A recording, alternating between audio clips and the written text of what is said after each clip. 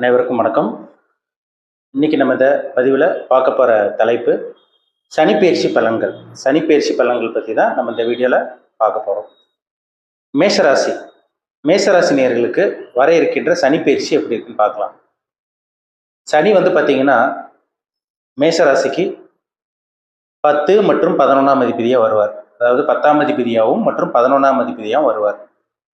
இப்போ 12ஆம் இடமான விரயஸ்தானத்துக்கு போக போகிறார். மீனராசிக்கு பயிற்சியாகி போயிடுவார்.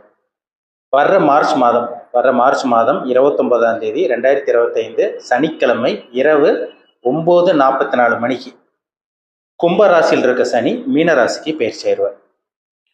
பொதுவாக பாருங்க, சனி கர்மகாரகன். சனி சஞ்சித கர்மம், பிராப்த கர்மம், ஆகாயம் கர்மம், கிரியமான கர்மம் சொல்லுவாங்க. இந்த கர்மாவை செயல்படுத்தக்கூடிய ஒரே கிரகம் சனி தான். சனி பயிற்சினாலே எல்லாத்துக்கும் பயமும் பதட்டமும் வரும். ஏன்னா ஒரு இயற்கை பாவ கிரகம். நவகிரகங்களே 9 கிரகங்களே இயற்கை பாவ கிரகம் சனி தான். அதனாலதான் சனி பயிற்சினாலே ஒரு சில பேர்த்துக்கு அந்த பதட்டம் வந்துடும். இப்போ பாருங்க, மேசராசி நேயர்களுக்கு பார்த்தீங்கன்னா 7.5 சனி. ராசிக்கு 12ஆம் இடத்துக்கு சனி பயிற்சியாகி போறார். இதுக்கு பேர் பார்த்தீங்கன்னா விரய சனின்னு சொல்லுவாங்க. இப்போதான் 7.5 சனி ஆரம்பமாக போகுது. 30 வயசுக்குள்ள இருக்கவங்கலாம் கொஞ்சம் கவனமா இருக்கணும். அது ஃபர்ஸ்ட் ரவுண்டுன்னு சொல்லுவாங்க, முதல் சொத்து.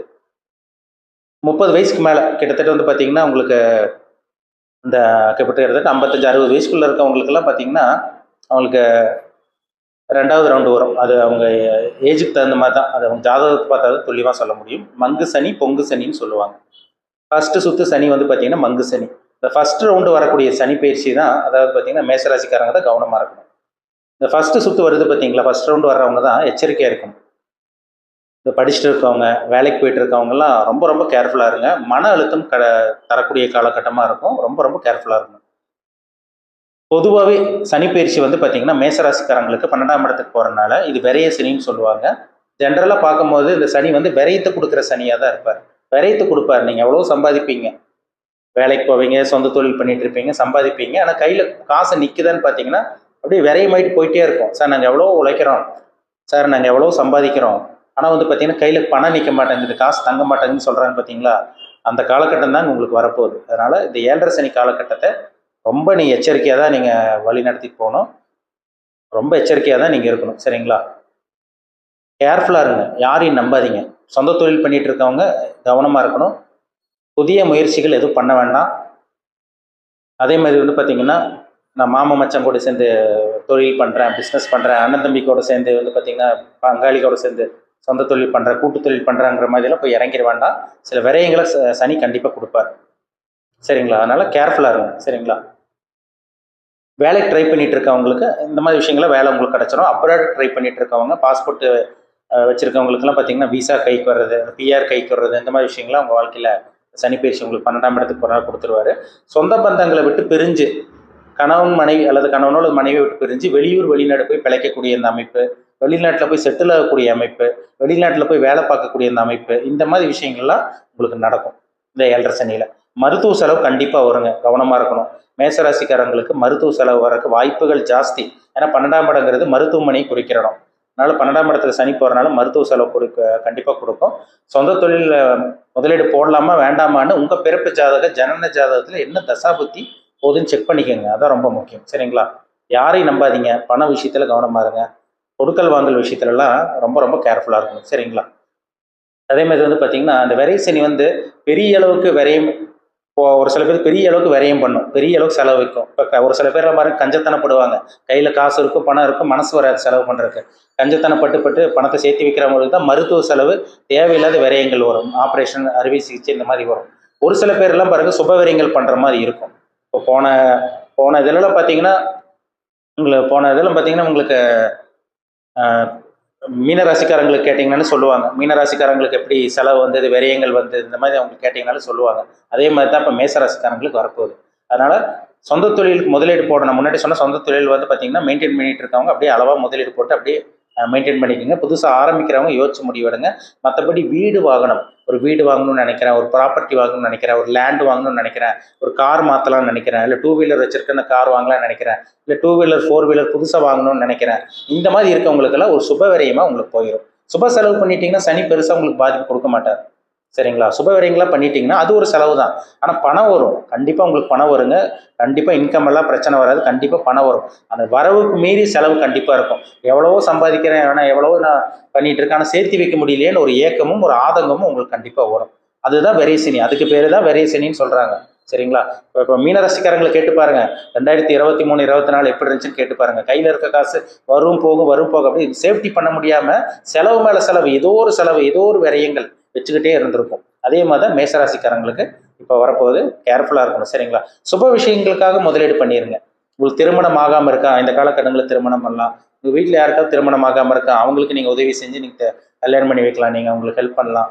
அதே மாதிரி வந்து பார்த்தீங்கன்னா, நீங்கள் மொட்டையடிச்சு காது குத்துறது, வீட்டுக்கு கிரகப்பிரவேசம் பண்ணுறது, ஒரு லேண்டு வாங்குறது, ப்ராப்பர்ட்டி வாங்குறது, வீட்டுக்கு தேவையான பொருட்கள் வாங்குறது, ஃப்ரிட்ஜு கெட்டு போச்சு, ஏசி மாற்றணும், சோஃபா மாற்றணும்னு நினைக்கிறேன், ஒரு டிவி வாங்கணும்னு நினைக்கிறேன், இந்த மாதிரி ஒரு ஐடியல் இருக்கவங்களுக்கெல்லாம் ஒரு நல்ல ஒரு காலகட்டமாக, ஒரு சுப விரயங்கள் பண்ணக்கூடிய காலகட்டமாக மேஷராசினியர்களுக்கு நிச்சயமாக இருக்கும். அதனால் செலவு கண்டிப்பாக இருக்கும், அதில் மாற்றமே கிடையாது. கண்டிப்பாக இந்த மார்ச் மாதம் 29ஆம் தேதி 2025 பார்த்தீங்கன்னா உங்களுக்கு ஏப்ரல்லேருந்தே தெரியும், செலவு மேலே செலவு வைக்கிறது உங்களால் தெரியும். அதனால் வந்து பார்த்தீங்கன்னா சுப விஷயங்களுக்காக சுப காரியங்களுக்காக செலவு பண்ணிட்டீங்கன்னா இந்த 7.5 சனி பெரிய அளவுக்கு தேவையில்லாத பாப விரயம்னா என்ன, அடுத்தவங்களுக்கு பணத்தை கொடுத்து மாட்டிக்கிறது, அதே மாதிரி மருத்துவ செலவு வருது, ஆக்சிடென்ட் ஆகி போய் ஹாஸ்பிட்டலில் படுத்து அதுக்கு அறுவை சிகிச்சைக்காக செலவு பண்ணுறது, இந்த மாதிரி விஷயங்கள்லாம் உங்களுக்கு நடக்காமல் இருக்கும். சரிங்களா? ஏற்கனவே வந்து பார்த்தீங்கன்னா மேஷராசிக்காரங்கள் கொஞ்சம் செலவு ஆரம்பிச்சிருச்சு. ஜனவரியிலேருந்தே ஒரு சில பேருக்கு செலவு ஸ்டார்ட் ஆயிடுச்சு. உங்களுக்கு ஏப்ரல்லேருந்தே உங்களுக்கு தெரிய ஆரம்பிக்கும். மார்ச் முடிஞ்சு ஏப்ரல்லே உங்களுக்கு ஸ்டார்டிங்லேயே உங்களுக்கு தெரிய வரும். அதனால் கரெக்டாக எந்த விஷயத்துக்கு எதுக்கு செலவு பண்ணுறீங்களோ அதுக்கு மட்டும் பார்த்து செலவு பண்ணிக்கோங்க.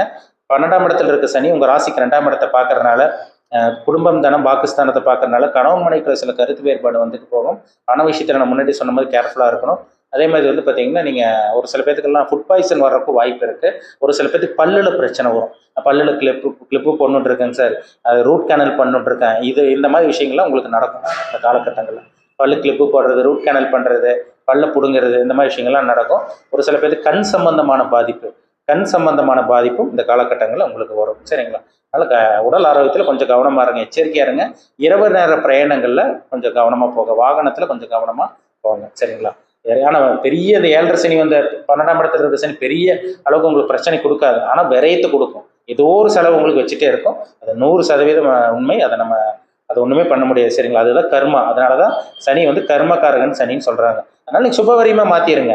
செலவு வருதுன்னு தெரிஞ்சு போச்சு, இப்போ மழை வருதுன்னு என்ன பண்ணுவோம், மழை வந்தால் கொடை தான் பிடிக்க முடியும், மழையை நிறுத்த முடியாதுல்ல. அதே மாதிரி தான் சுபவிரயங்கள் பண்ணிட்டீங்கன்னா அது தேவையில்லாத விரயங்களுக்கு கொண்டு போய் விடாது. சுபவிரயங்கள் பண்ணிடுங்க.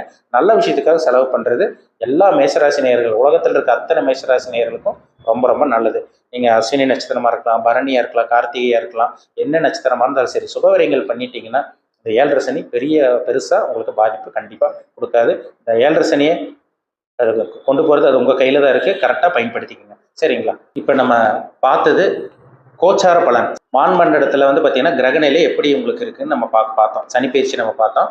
சனி வந்து அந்த அமைப்பில் இருக்குன்னு நம்ம பார்த்தோம். சரிங்களா? உங்கள் பிறப்பு ஜாதகத்தில், ஜனன ஜாதகத்தில் நீங்கள் பிறக்கும் போது சனி ஒரு இடத்துல இருந்திருப்பார்ல, அந்த சனி வந்து யாரோட சேர்ந்திருக்கார், ஜாதகத்தில் யாரோட சேர்ந்திருக்கார், யாரால் பார்க்கப்பட்டிருக்காங்க, சனி வந்து கெட்டு போயிட்டாரா, நீச்சமாயிட்டாரா, இல்லை உச்சமாயிருக்காரா, இல்லை பாவ கிரகங்களோட சேர்ந்து சுத்தமாக கெட்டு போயிட்டாரா, இல்லை சுப கிரகங்களோட சேர்ந்து நல்ல அமைப்பில் இருக்காங்களா, இல்லை 3, 6, 10, 11ஆம் இடத்துல இருக்காங்களா, இல்லை வந்து பார்த்தீங்கன்னா உங்களுக்கு வந்து பார்த்தீங்கன்னா 8ஆம் இடத்துல 12ஆம் இடத்துல சனி மறைஞ்சிருக்காரா, உங்களுக்கு கெடுதல் கொடுப்பாரா சனி, இது எல்லாமே அவங்கவங்க தனிப்பட்ட ஜாதகம்.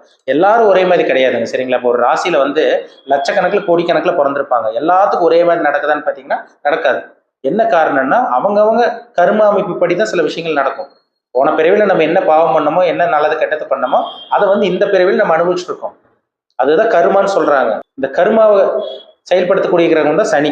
அப்போ இப்போ நம்ம பிறப்பு முதல் இறப்பு வரைக்கும் நம்ம என்னென்ன வாழ்க்கையில் என்னென்னலாம் நடக்கும், என்னென்ன சம்பவங்கள், என்னென்ன விஷயங்கள், என்னென்ன காலகட்டங்களில் நடக்கும், நல்லது நடக்கக்கூடிய காலகட்டங்களில் எப்போ வரும், கெட்டது நடக்கும்போது எந்த விஷயத்தில் கவனமாக இருக்கணும், என்ன தசாபுத்தி நடக்குது. தசாபுத்தி தான் ஒரு மனுஷனை ஆட்டி படைக்கிறதே நவகிரகங்கள் தான்.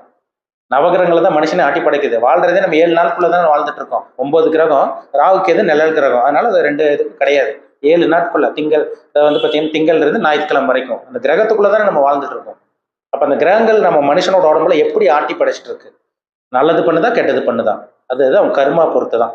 அதனாலதான் முன்னோர்கள் நம்ம முன்னோர்கள் செஞ்சது நம்ம அனுபவிக்கணும், சஞ்சீத கர்மான்னு சொல்லுவாங்க. முன்னோர்கள் செஞ்சது நம்ம அனுபவிப்போம். நம்ம பிறப்பு முதல் இறப்பு வரைக்கும் வந்து பார்த்தீங்கன்னா என்னென்ன காலகட்டம் என்னென்ன அனுபவிக்கிறோம், போன ஜென்மத்தில் என்ன பண்ணோம், இது எல்லாமே அந்த கர்மாக்குள்ள வரும். சஞ்சீத கர்மம், பிராப்த கர்மம், கிரியமான கர்மம் சொல்றாங்க. அதனால தான் மறுபடியும் சொல்றேன். இப்போ அந்த என்ன கர்மாவை அனுபவிச்சுட்டு இருக்கோம் நம்ம. இனிமேல் எப்போ நல்லது நடக்கும், எப்போ கெட்டது நடக்கும், கெட்டது நடக்கும்போது எந்த விஷயத்துல கேர்ஃபுல்லா இருக்கணும், எப்போ தொழில் பண்ணலாம், எப்போ பிஸ்னஸ் பண்ணணும், எப்போ கூட்டு தொழில் பண்ணலாம், திருமணம் பண்ணக்கூடிய காலகட்டம் எந்த டைம்ல வரும், புத்திர பாக்கி எப்போ கிடைக்கும், எப்போ நல்ல வேலை கிடைக்கும், வெளிநாடு போக முடியுமா போக முடியாதா, இல்லை உள்நாட்டில் தான் செட்டில் ஆகுமா, இது எல்லாமே அவங்கவுங்க பிறப்பு ஜாதகத்தை பார்த்தா தான் நம்ம அக்யூரேட்டா 100% துல்லியமாக சொல்ல முடியும். சரிங்களா?